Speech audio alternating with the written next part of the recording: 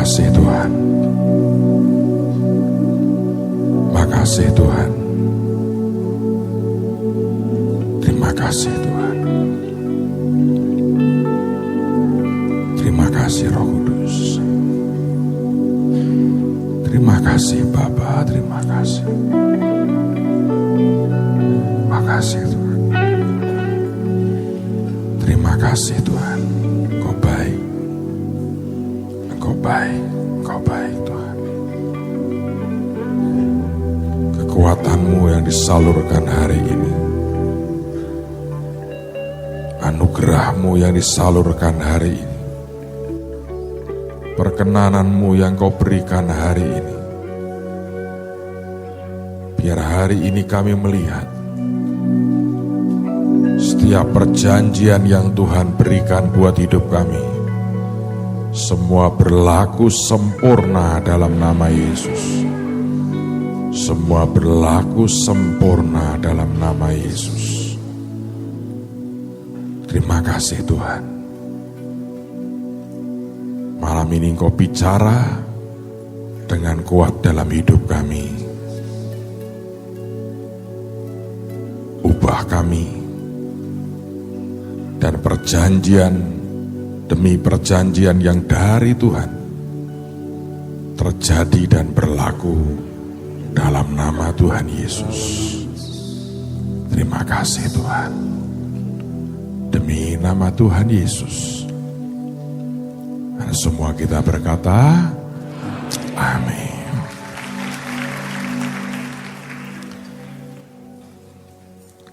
Sekali lagi untuk mengingatkan tanggal 18 nanti jam 5 sore kita ada ibadah Jumat Agung.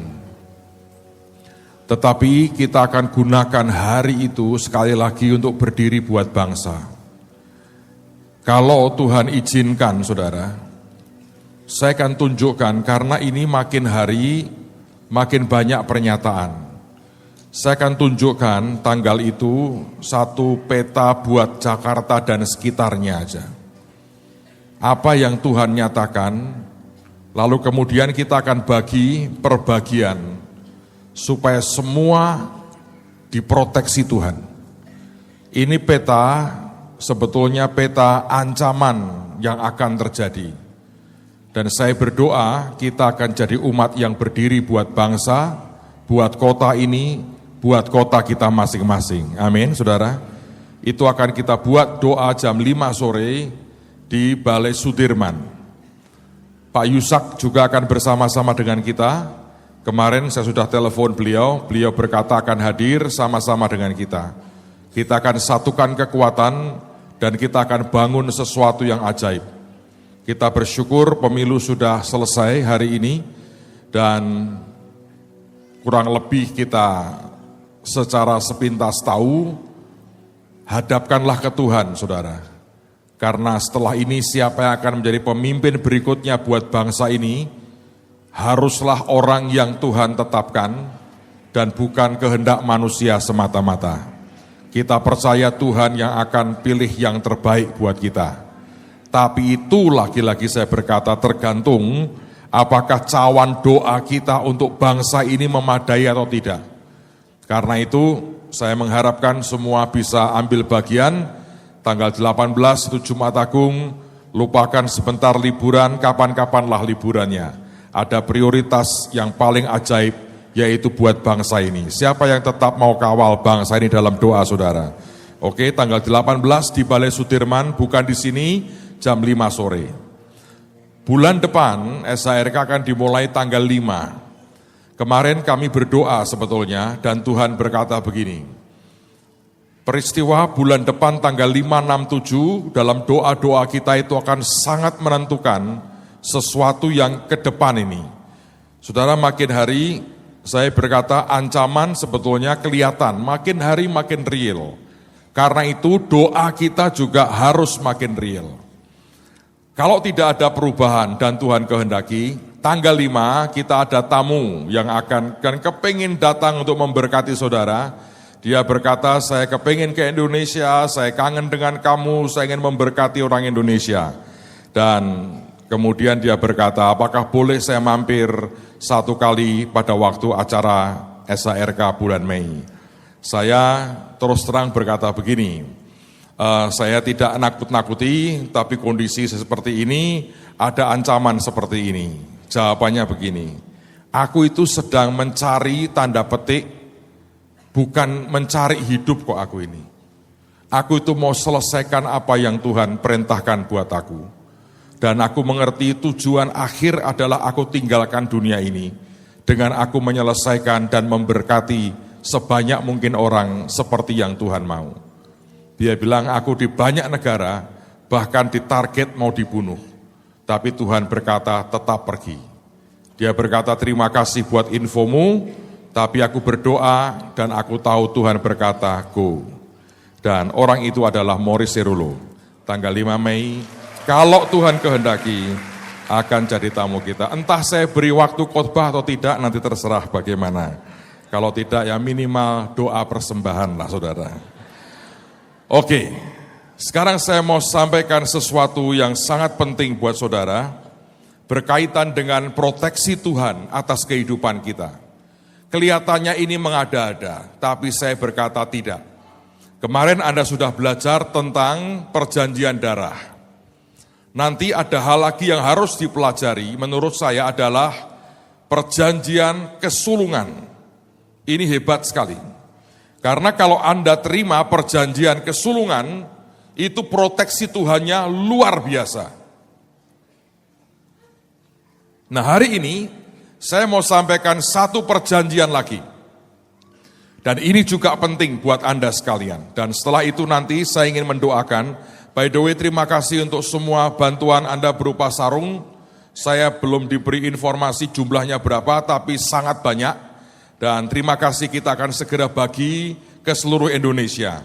Dengan demikian Anda berkata ke Tuhan, Tuhan cawan kebaikanku, aku mau penuhi dengan luar biasa. Amen. Bagi Anda yang masih mau ambil bagian, Anda berkata, Pak saya nggak tahu beli sarung di mana.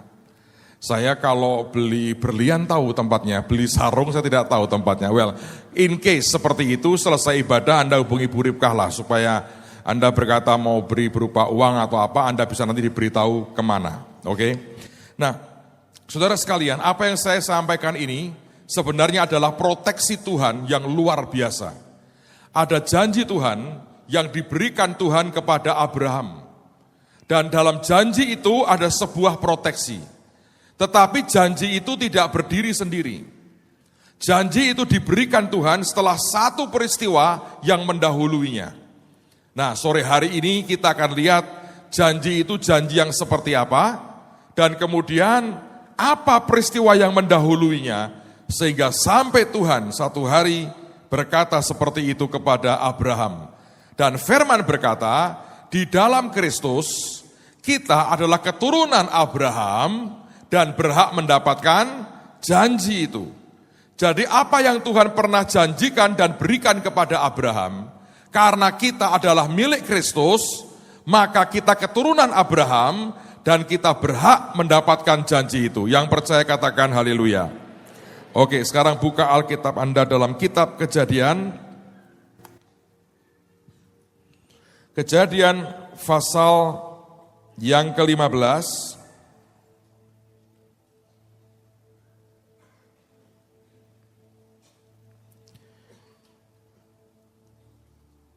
Kejadian pasal 15, lihat pada ayat yang pertama.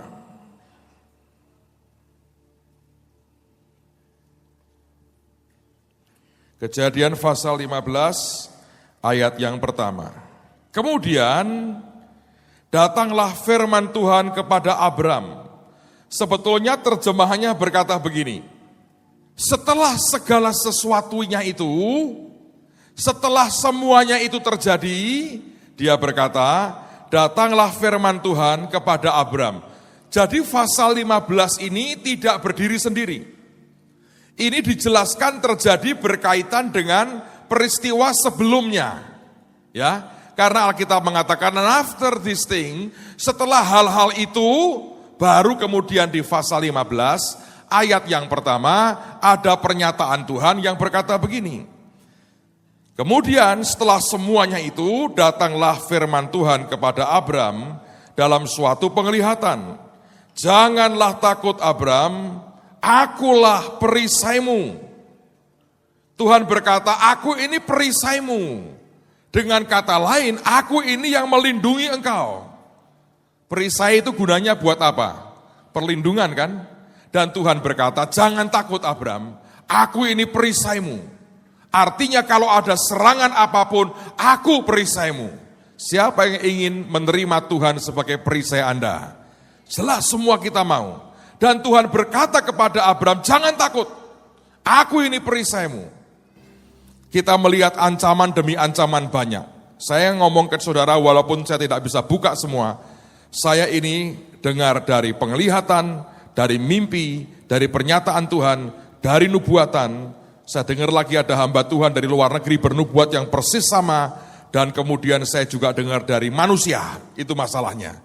Jadi apa yang di roh, yang di manusia, ngumpul begini saya bilang, wah.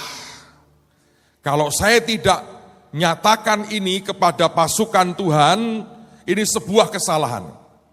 Tetapi dengarkan baik-baik, lebih daripada semua hal yang sepertinya menakutkan, Tuhan berkata malam hari ini, jangan takut, aku ini perisaimu. Luar biasa itu. Maka semua serangan dalam bentuk apapun, kalau Alkitab berkata, aku ini Tuhan berkata perisaimu, dahsyat saudara. Tidak ada yang bisa menembusi, tidak ada yang bisa menghancurkan kita, tidak ada yang bisa menjamah kita, dan tidak ada yang bisa melukai kita.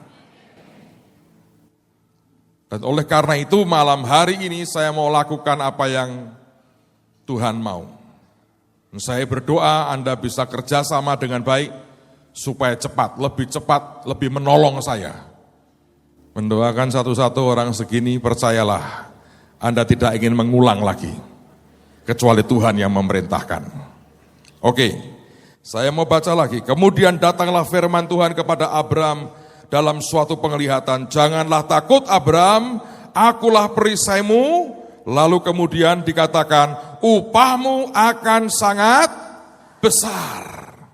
Nah, saya baca sebuah terjemahan menarik sekali dari Amplified Bible. Alkitab mengatakan begini, after this thing, setelah semuanya, segala sesuatunya itu, the word of God of the Lord came to Abram in a vision. Firman Tuhan datang kepada Abram dalam sebuah penglihatan saying, fear not Abram, I am your shield. Dia berkata yang pertama, aku adalah perisaimu. Tapi kalimat kedua yang Tuhan nyatakan, dengar baik-baik, ini dahsyat sekali. Your abundant compensation and your reward shall be exceedingly great. Dia berkata bahwa kompensasimu yang begitu limpah dan hadiah buat engkau akan begitu besar. Dua kata ini, ada kata kompensasi dan ada kata upah. Saudara, kompensasi itu apa sih? Ada yang tahu? Apa Pak kompensasi itu? Hah? Penggantian, kompensasi itu penggantian. Ngerti saudara? Tanahmu dipakai oleh negara 2 senti, mundur ya. Anda tanya kompensasinya apa? Jadi kompensasi itu penggantian atas apa yang Anda harusnya milikmu kemudian rada hilang, ternyata dikompensasi. Ganti rugi. Ya. Nah, itu Tuhan berkata, ada ganti rugi. Sebetulnya kalau lebih tepat mungkin ganti untung. Anda diganti dan kemudian Anda untung sebetulnya. Itu abundant. Kompensasinya itu abundant. Pertama dia berkata, aku ini perisaimu, aku yang memproteksi engkau, tapi ganti rugi, kompensasinya limpah, gede sekali. Dan dikatakan upahmu akan luar biasa. Saudara, setiap kali kita berkorban buat Tuhan, Setiap kali kita menyerahkan apa yang kemudian harusnya hak kita dan kita serahkan ke Tuhan. Setiap kali Tuhan meminta sesuatu dari kita. Kadang-kadang dia diam dan tidak menjanjikan apapun. Tapi hari ini Tuhan mau berkata, kompensasimu itu luar biasa. Setiap kali Tuhan meminta sesuatu, setiap kali Tuhan berkata, nak serahkan yang ini. Bukan hanya soal harta, mungkin nama baik, harga dirimu, dan sebagainya. Dan setiap kali kita berkata, ya Tuhan, aku akan berikan kepadamu. Dan satu hari dan hari ini dia berkata, kompensasimu nak akan sangat limpah. Dan kalau sedemikian limpah tidak ada lagi penyesalan. Malah kita bisa begitu bersyukur. Satu sisi kita diperkenan Tuhan karena kita memberikan yang dia minta dan kita lakukan itu. Tapi kemudian sisi yang lain kompensasinya buat kita gedenya luar biasa. Dan yang kedua ditambahi lagi, dan upahmu akan begitu besar. Tuhan melindungi Anda dan saya. Tuhan memberikan kompensasi kepada kita dan Tuhan memberikan upah yang besar kepada kita. Siapa yang berkata amin?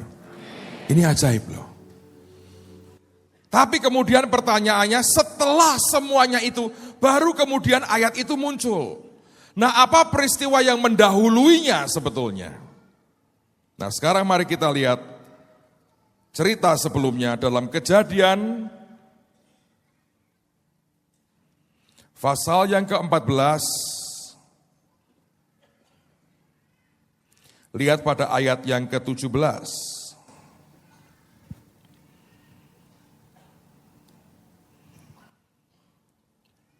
Setelah Abram kembali dari mengalahkan Kedorlaomer dan para raja yang bersama-sama dengan dia, maka keluarlah Raja Sodom menyongsong dia ke lembah Syawe, yakni lembah raja.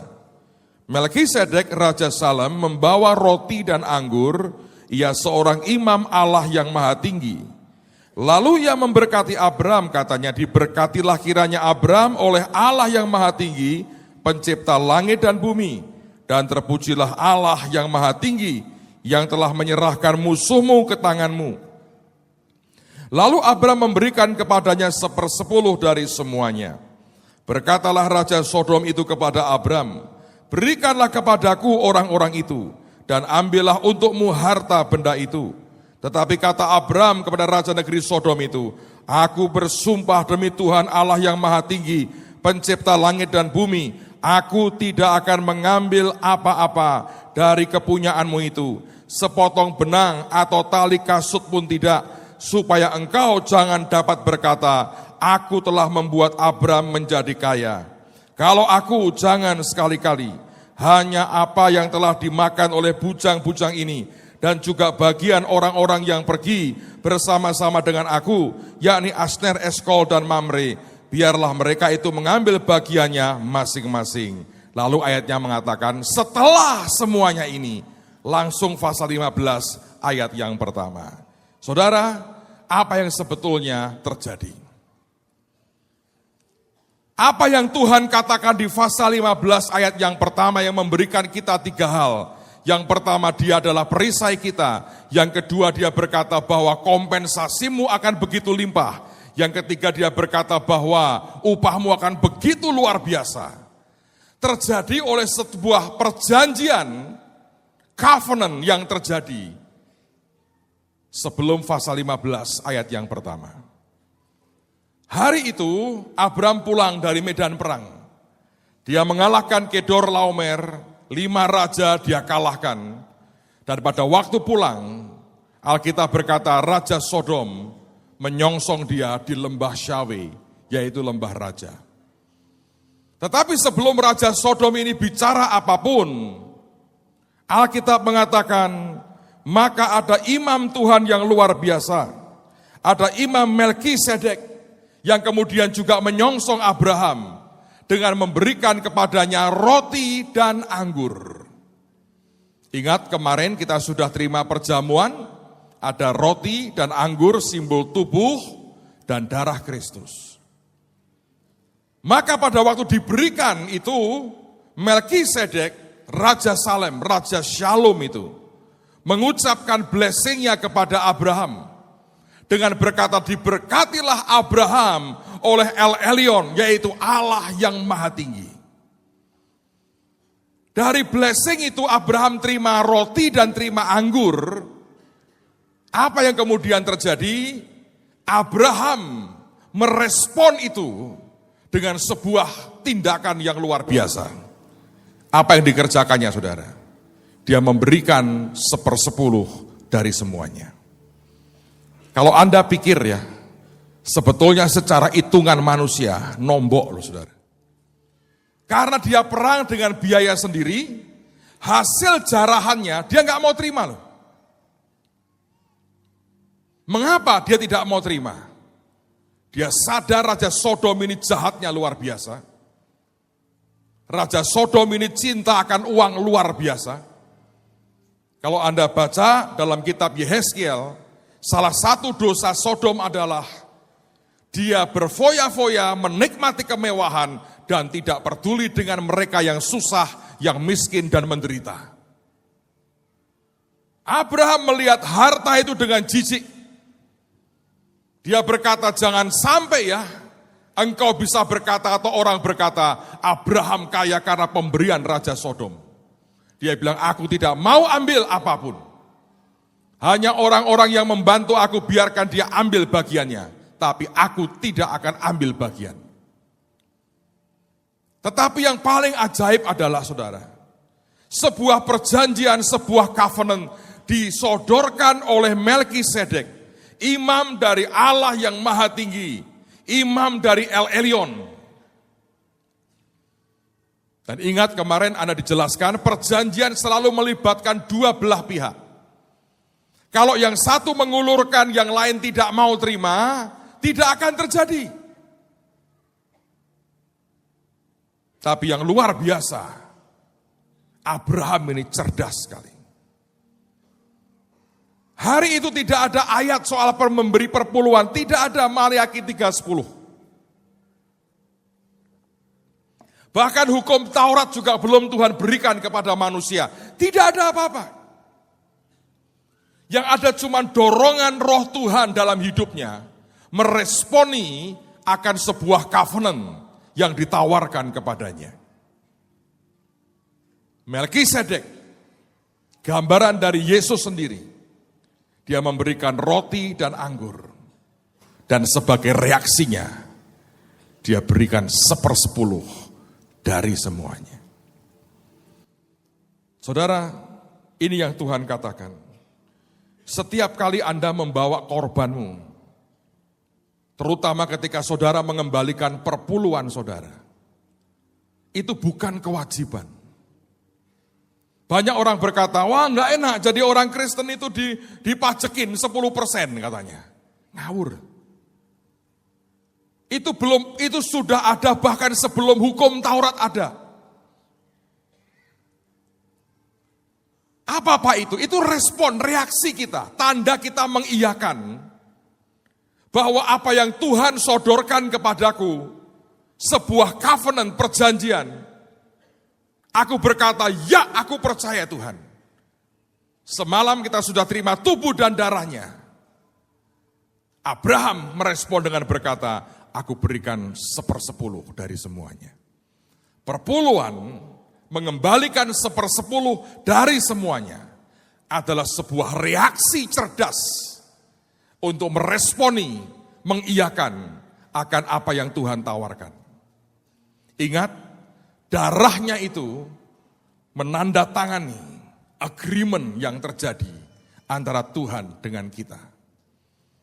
Dan begitu Abraham melakukan itu, maka dua belah pihak sah.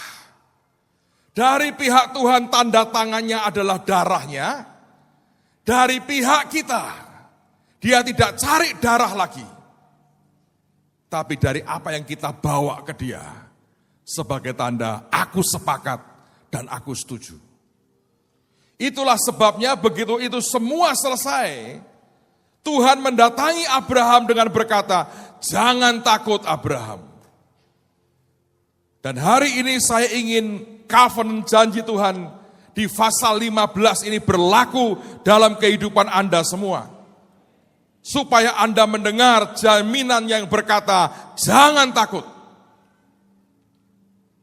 Dan yang kedua dia berkata, kompensasimu akan sangat besar, sangat banyak. Dan upahmu akan luar biasa. Amen, saudara.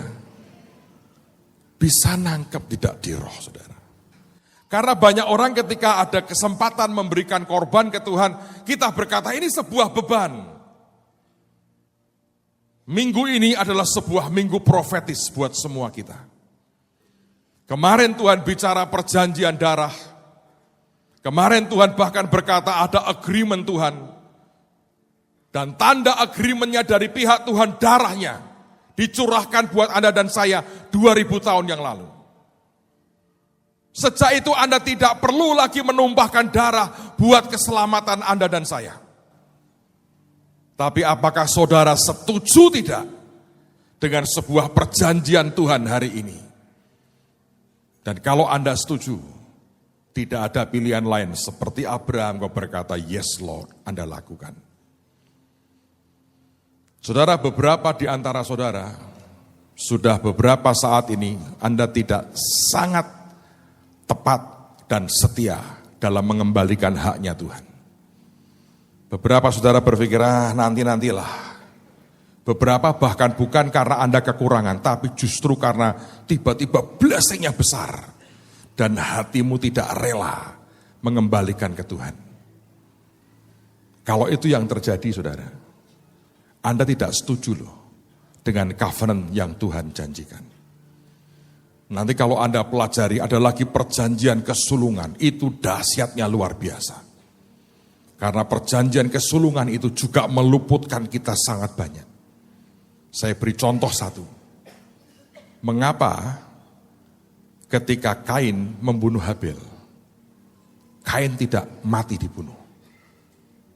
Padahal kalau Anda baca di Alkitab, di Taurat, mata ganti mata, ya toh? Nyawa ganti nyawa. Eye for an eye, mata ganti mata. Kain membunuh adiknya, tapi Tuhan malah beri tanda pada Kain, jangan bunuh Kain. Why? Kesulungan, saudara. Saya bisa baca, ajarkan itu sangat banyak buat Anda. Tapi semua adalah sebuah covenant. Pertanyaannya adalah ketika sebuah covenant itu diberikan, apakah saudara mau berkata, yes, aku agree dengan itu. Orang, anak Tuhan, siapapun dia, yang bisa menyambar apa yang Tuhan maksudkan, dia akan bisa menangkap dengan jelas bahwa semua yang Tuhan sediakan buat kita, semua perjanjian itu selalu harus dua arah. Dari pihak Tuhan dia menawarkan, dari pihak kita harus meresponi. Kalau kita anggap sebagai sebuah kewajiban, apalagi beban, ini yang masalah. Karena Tuhan berkata, nah aku tidak sedang membebani hidupmu. Dan bukankah ketika dia melakukan itu, dengan dia menolak harta Sodom, dia mengiyakan menyambar perjanjian dengan Tuhan. Itu yang membuat Tuhan berkata, jangan takut, aku perisaimu. Kompensasimu itu. Atas apa yang engkau berani tolak dari Sodom, akan begitu limpah. Dan hadiahmu, rewardmu nak, akan begitu besar.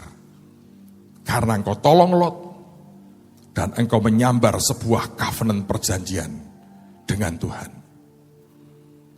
Malam hari ini saudara sekalian, perjanjian ini tidak hanya berlaku di perjanjian lama. Kalau Anda baca sampai dengan surat Ibrani, sebenarnya perjanjian yang kita iakan, kita seal, kita meteraikan dengan mengembalikan milik Tuhan. Itu yang ajaib. Itu yang ajaib. Saya pernah cerita, dan sejak saat itu saya belajar untuk sangat serius dengan apa yang namanya miliknya Tuhan.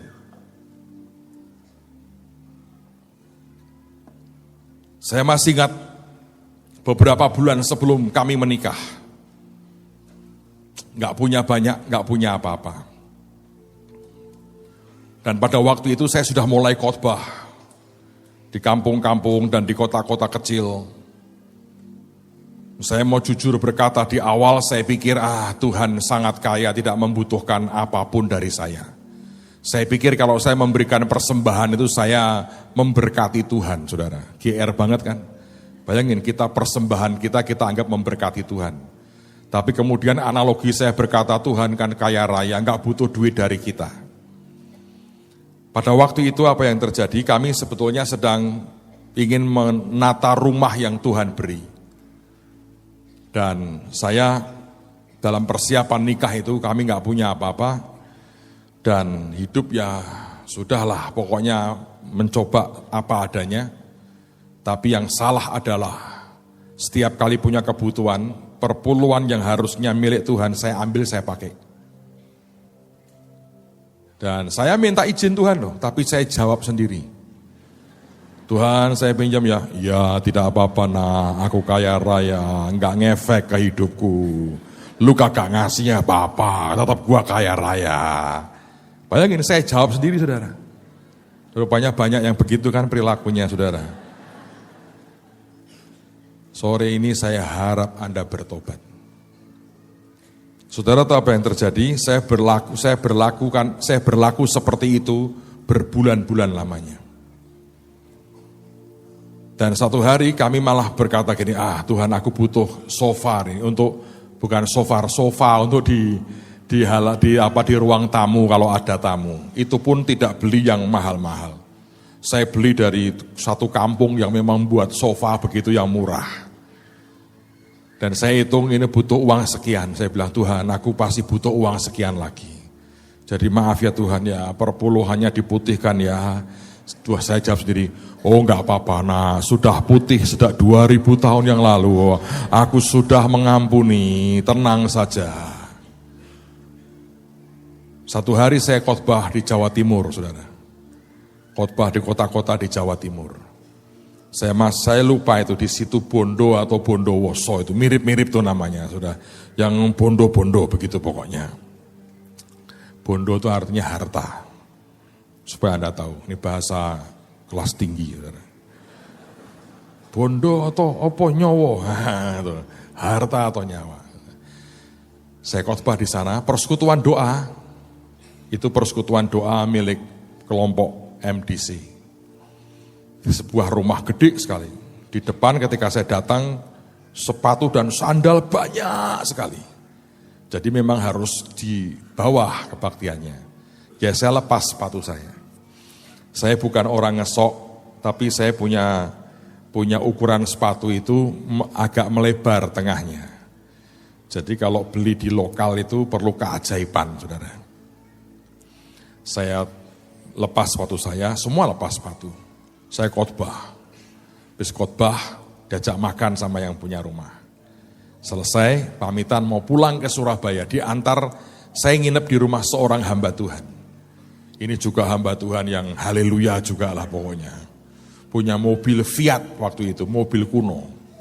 Wah, itu sudah bangga banget ya, Fiat nih, Itali nih, ya saya bilang. Saudara, begitu keluar, ya saya lihat sepatu saya yang sebelah kanan, ya saya masukkan kaki saya, glek. Terus yang kiri itu saya tenang aja sambil saya cari dengan kaki saya ngerti sepatu saya yang mana.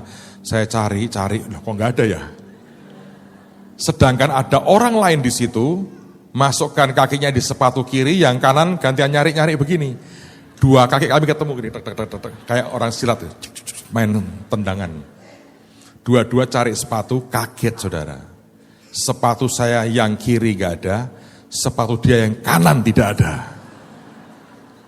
Kalau salah ngambil satu di antara kami, pasti gak begitu. Loh kok gak ada? Mulai cari, kemana ya? Pertama tenang, dicari di sekitarnya, karena masih banyak sepatu, nggak ada. Terus makin lama orang makin pulang, makin lama makin panik saya. Gak ada sepatu saya. Padahal besok saya masih khotbah lagi di Surabaya pagi-pagi. Maaf nih saudara, sampai pakai lampu senter cari di selokan. Dan sampai di luar, sampai orang ngomong gini, Pak siapa tahu digigit anjing dibawa keluar. Menurut aku rada menghina nih ya. Sepatu baunya kayak apa sampai anjing pun tertarik. Kami cari beberapa jam tidak ketemu.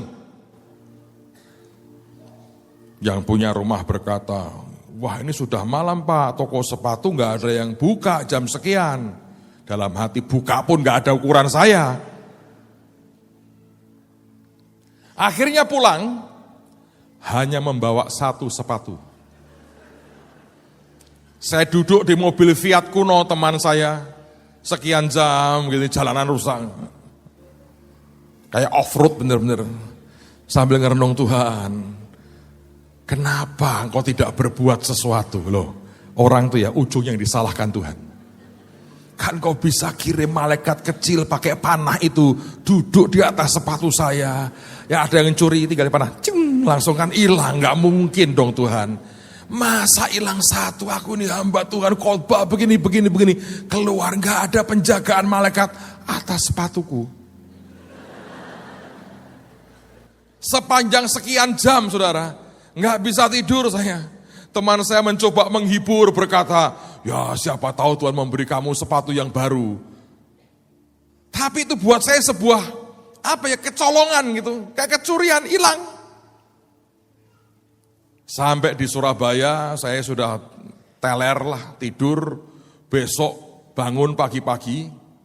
Tapi malam itu sebetulnya saya dealing dengan Tuhan. Kenapa Tuhan? Tuhan bilang, besok aku ngomong. Tapi pagi-pagi saya harus khotbah. Saya pinjam sepatu teman saya yang masuk cuma 4 jari kaki saya. Dia kurus. Sepatunya seperti sepatu anak remaja. Saya bilang, ya ini gak mungkin. Kalau boleh saya potong, saya buka sedikit. Ini kalau ngomong sepatu tuh ingat waktu kami peperangan rohani dan KKR di Ambon, saudara. Itu hujan lebat semua hamba Tuhan itu. Siapa yang ikut ya waktu itu? Kamu ikut gak? Sugi ikut ya? Waduh. Saudara jangan cita-cita. Itu kita kan harus pakai sepatu boot, saudara.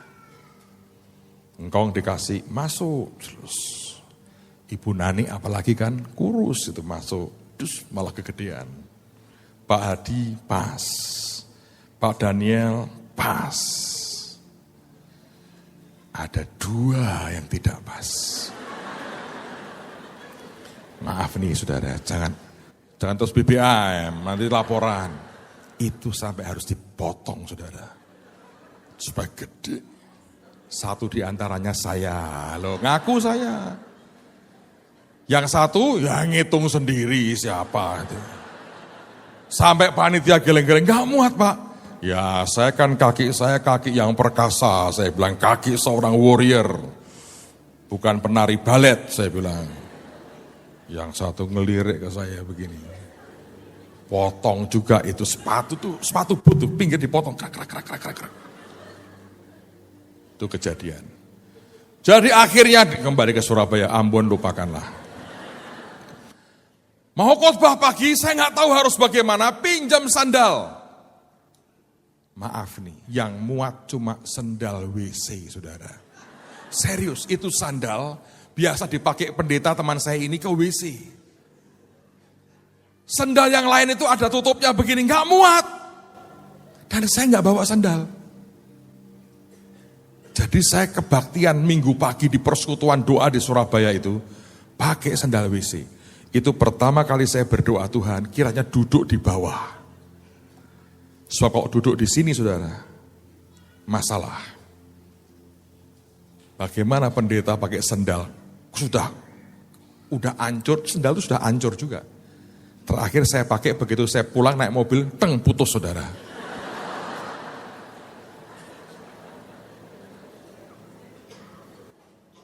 Dan hari itu saya begitu bahagia karena doaku didengar Tuhan. Duduk di bawah. Sandal saya taruh jauh-jauh. Lalu saya punya strategi gini, nanti begitu khotbah saya pamit pulang. Kenapa? Kalau Pak pulangnya bersamaan, semua cari sendal, mereka lihat yang saya pakai, masalah. Saya harus cepat pulang, kalau perlu jangan diantar keluar, ambil sendal, masuk mobil, Fiat kuno menanti saya. Hari itu saya khotbah seperti yang saya rencanakan, saya pamit duluan, yang puan rumah mengatakan, nggak usah, ibu melayani jemaat saja. Dalam arti kata tambahan di hati, jangan lihat sendalku. Malunya luar biasa. Sampai di rumah lagi, saya doa, dan Tuhan ngomong begini, nak, kamu mencuri apa yang menjadi hakku. Dan dengan naif saya bilang, saya mencuri apa? Perpuluhan. Kan aku sudah pamit. Bayangin. Dia bilang, kalau engkau tidak bertobat, masalah. Balikin. Saya hitung. Dia bilang, hitung utangmu dengan aku. Berapa yang kau curi? Saya hitung. Jumlahnya bisa persis dengan seluruh persembahan yang saya terima selama 2 minggu di Surabaya. Berarti kalau saya berikan ini, selesai hilang. Saya bilang, sofa yang bayar siapa Tuhan nanti? Kebutuhan lain bagaimana? Dia bilang, itu urusanku. Kamu buat sebuah kesalahan konyol. Dia bilang, kalau sejak muda kamu tidak mendisiplin dirimu dalam urusan ini dengan aku. Nanti kelak aku tidak bisa pakai hidup. Saya kumpulin duit saya karetin, saya angkat di depan Tuhan. Ampun Tuhan, sekarang aku mau kembalikan. Dan saya bilang, Tuhan, aku berikan ke siapa? Tuhan bilang, kamu nginep di rumah hambaku kan? Iya. Dia butuh berkat itu, berikan ke dia. Saya keluar dari kamar, saya ketok kamarnya dia. Dia keluar, saya bilang, kenapa? Dia bilang, aku mau bicara pribadi. Saya duduk di ruang tamu dia, saya menghadap ke arah pintu luar, dia membelakangi pintu. Saya bilang begini, ternyata aku ini salah dengan Tuhan. Aku mengambil yang bukan hakku. Dan semua yang terjadi tadi malam, teguran Tuhan. Terus aku bilang, ini ya, semua yang aku ambil dari Tuhan. 2 minggu aku di Surabaya, yang ini. Dia gak mau terima. Oh enggak, kamu kan mau kawin. Pakai aja untuk beli sepatu. Dia berdalih, dia sungkan sekali. Saya bilang enggak. Saya taruh di meja. Ini perintah Tuhan, aku bilang. Dan aku sudah melakukannya loh. Kamu tidak mau, gua taruh di sini. Tetap gak mau nyentuh, saudara. Dia sungkan sama saya. Dia tahu saya dalam keadaan kebutuhan. Kalau 2 pendeta sama-sama mepet hidupnya, sehati sekali, saudara. Iya, benar. Itu bagian dari apa yang saya lewati. Lalu kemudian, apa yang Tuhan buat, saudara? Tengah-tengah ngobrol, sharing, dia malah sharing. Aku juga pernah begitu, saling menguatkan. Tapi itu uang di meja. Tiba-tiba saya lihat, saudara, ada orang masuk ke halamannya. 1 orang pria. Dia nenteng tas plastik begitu. Dan saya tahu bentuknya panjang. Saya teriak, saya berkata, haleluya, sepatu baru datang. Dia kan gak lihat, saudara. Dia ngomong gini, lu sudah stres ya.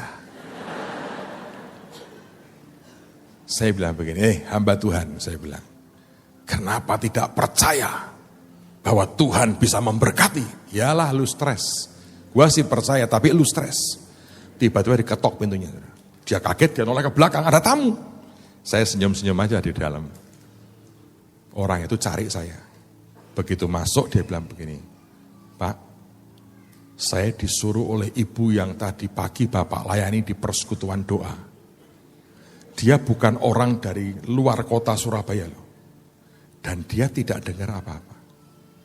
Tapi dia kan aku larang untuk ikut keluar. Dia nggak tahu. Sendal WC yang akhirnya jebol juga itu. Tapi dia ngomong, ibu ini Pak, tadi ke mall, ada suara. beliin hambaku sepatu baru. Dan dia nyomot sepatu ini Pak, tidak tahu ukuran Bapak. Coba Bapak pasin dulu, ini pas atau tidak. Pesimis saya. Nggak mungkin.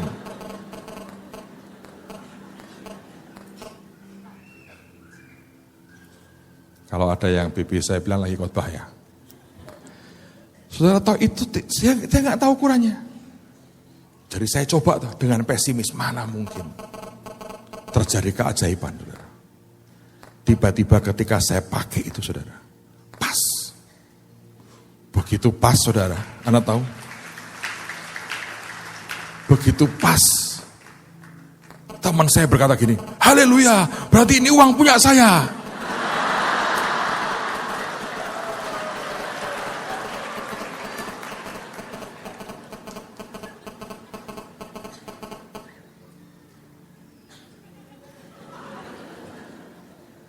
Saya disemangati juga. Saya pulang sampai ke rumah. Sudah ada sofa di rumah baru saya. Ada orang diperintah Tuhan memberkati kami.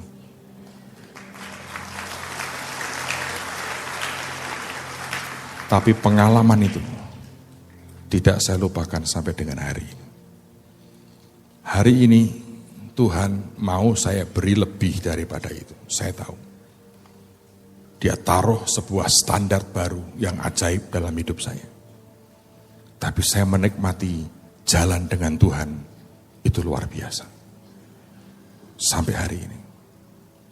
Saya kalau lihat cara Tuhan memberkati, nggak masuk akal. Saya lihat bagaimana dia sediakan semuanya. Dengan cara yang tidak masuk akal. Apapun itu. Bahkan hari-hari ini sepertinya uang saya tidak laku. Belum apa-apa, boom, dia sudah mendahului dengan cara yang ajaib. Why? Itu sebuah covenant, saudara. Pada hari saya bertobat, dan hari itu saya berkata, Tuhan, ini responku. Semua yang dia taruh, yang dia janjikan, jadi dalam nama Yesus. Saudara, malam ini saya tidak akan perpanjang. Ingat 18 kita akan berdiri buat bangsa. Pak Yusak akan bergabung dengan kita. Tapi hari ini saya mau ajak Anda meresponi dengan sebuah covenant. Anda yang selama ini, seperti yang saya pernah buat dulu. Saudara berkata, Pak, saya sudah banyak pakai hak Tuhan untuk pribadi saya. Saya ingin ada pertobatan dalam hidup kalian. Karena ini menyangkut ke depan dan segala sesuatunya. Yang kedua, Anda yang berkata, Pak, selama ini saya saya taat kok Pak. Persembahan malam ini, Anda harus doa sungguh-sungguh sebagai respon saudara terhadap perjanjian Tuhan. Nanti pada hari Jumat mendatang tanggal 18, saya akan bagi delima dan bel emas seperti ini. Ini dipakai oleh imam besar. Dan ini tanda apapun gema kita harus lahir dari buah yang ajaib dalam hidup kita. Saya tadinya ingin bagi pada hari ini, tapi Tuhan berkata tunggu sampai Jumat Agung. Karena itulah saat di mana imam besar sebetulnya masuk ruang Maha Kudus dan membuat pendamaian dengan manusia. Dan hari itu Yesus yang melakukannya buat kita. Nanti Jumat saya akan bagi ini buat saudara. Tapi sekali lagi hari ini, saya merasa sangat kuat di roh saya. Ada orang-orang yang selama ini cara memberimu itu asal. Saudara, antara orang memberi asal-asalan dengan memberi keluar dari hati itu beda. Dan begitu kita asal-asalan, perjanjiannya tidak akan berlaku. Karena kalau kita anggap remeh covenant Tuhan, tidak ada efeknya dalam hidupmu. Nah, apa yang akan kita buat? Tolong Anda perhatikan supaya cepat dan kita bisa selesaikan. Nanti per baris akan diatur oleh teman-teman konselor. Tapi saya minta cepat ya, jangan ada delay dan jeda. Kasihani saya saudara. Makin lambat tenaga akan terkuras makin habis. Besok pagi saya harus terbang ke Bangkok, ada KKR dan seminar 2 hari. Tapi saya mau kerjakan apa yang Tuhan perintahkan buat saya hari ini untuk saya lakukan. Nanti saya pakai 2 tangan saya, kanan dan kiri. Anda ke tengah, bawa korbanmu, saya tumpangi tangan amplop saudara, saya akan tumpangi tangan dengan tumen, karena itu perjanjiannya sudah komplit di situ. Selesai sebagai tanda, ini covenant Anda dengan Tuhan. Semua yang asal-asalan, ujungnya Anda akan terima yang asal-asalan. Tapi kalau keluar dari hati dan berkata, ya Tuhan, akan luar biasa. Anda yang selama ini tidak kembalikan haknya Tuhan, tulis, nanti Anda bisa transfer, supaya selesai malam hari ini, perjanjian Tuhan berlaku. Amen, saudara. Lakukan, ada bank account-nya, Anda boleh kerjakan itu, selesai, besok Anda transfer. Jumlah yang Tuhan mau Anda kembalikan ke dia. Siapa yang belum terima amplop boleh angkat tangan, supaya bisa dibagi. Di depan masih ada beberapa, di ujung-ujung tolong teman-teman dibagi. Mari siapkan hati kita, siapkan segala sesuatunya. Mari percaya Tuhan akan tolong kita dengan anugerah. Thank you Lord. Yang masih butuh amplop tolong angkat tangan, teman-teman tolong lihat di sekitar. Yang masih perlu dibantu angkat tangan. Kalau ada jumlah yang Tuhan sebut Anda tidak bawa atau benda apapun Anda tulis. Dan Anda bisa transfer besok. Terus kawal bangsa ini. Terus kawal bangsa ini. Satu tahap selesai. Sampai dengan Juli, sampai dengan beberapa bulan setelah itu. Kawal bangsa ini saudara. Yes. Terima kasih Tuhan. Bless the Lord, oh my soul, oh my soul, worship His holy name, sing like never before, oh my soul, I worship your holy name. Bless the Lord, my soul, oh my soul, I worship His holy name. Sing like never before, oh my soul, worship your holy name. Bless the Lord. Bless the Lord, oh my soul,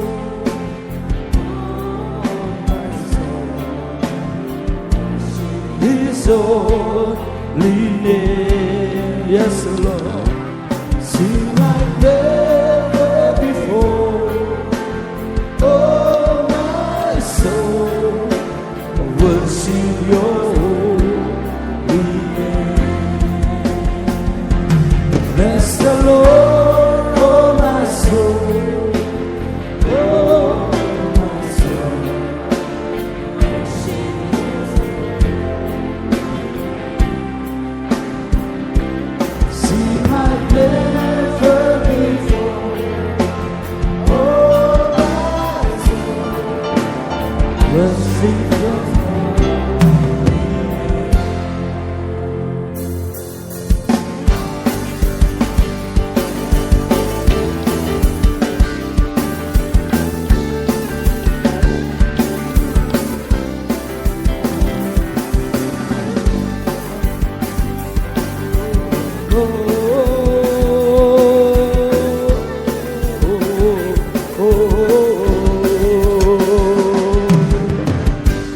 Dari pemenang dalam segala perkara, iblis telah dikalahkan oleh kuasa darahnya.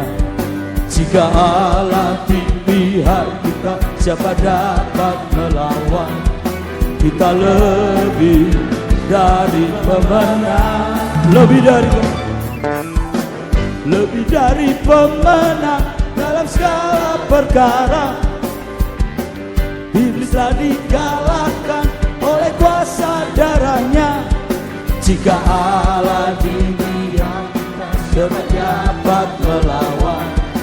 Kita lebih dari pemenang. Haleluya. Kita kalah panjinya Yesus Raja segala raja. Haleluya, bangkitlah gerejanya, kita lebih dari pemenang. Haleluya, kibarkanlah panjinya, Yesus Raja segala raja. Haleluya, bangkitlah gerejanya, kita lebih dari pemenang.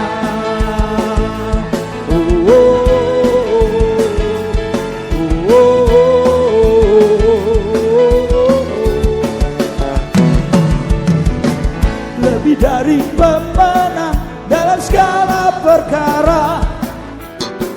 Iblislah dikalahkan oleh kuasa darahnya.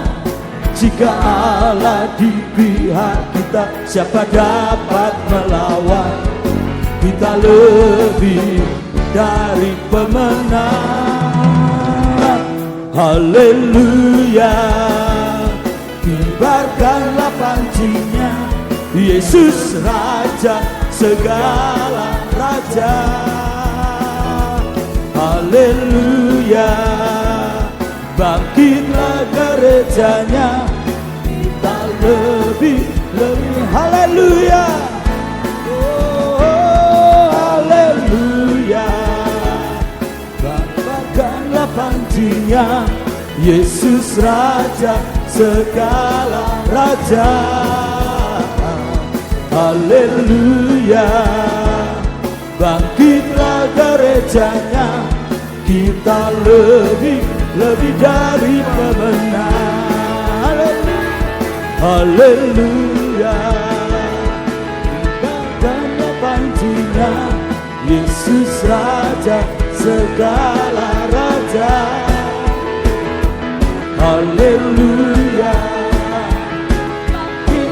gerejanya, kita lebih dari pemenang. Oh, oh, oh, oh, oh.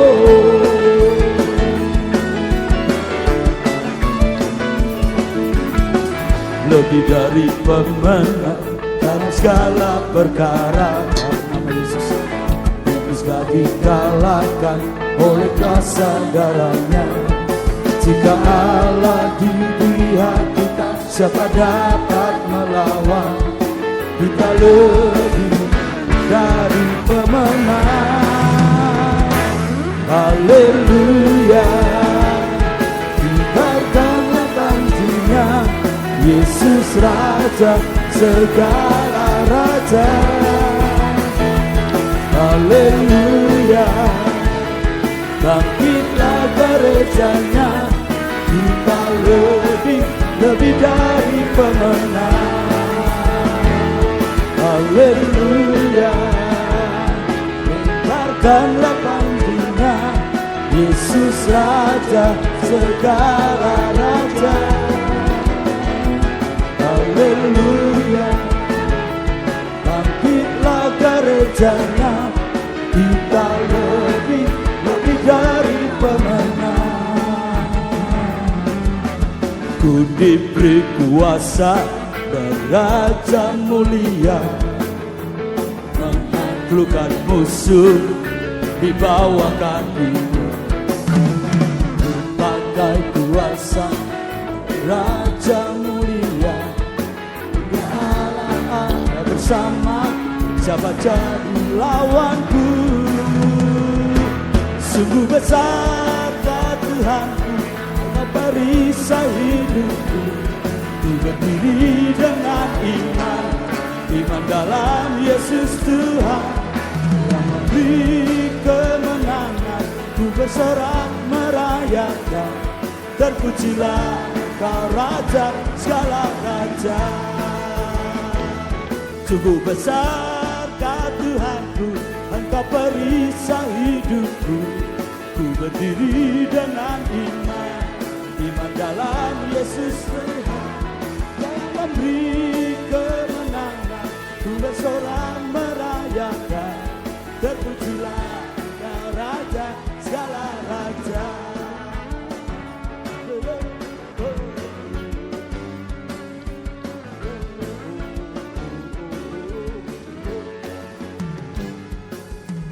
Ku diberi kuasa dari Raja mulia, menghancurkan musuh di bawah kakiku.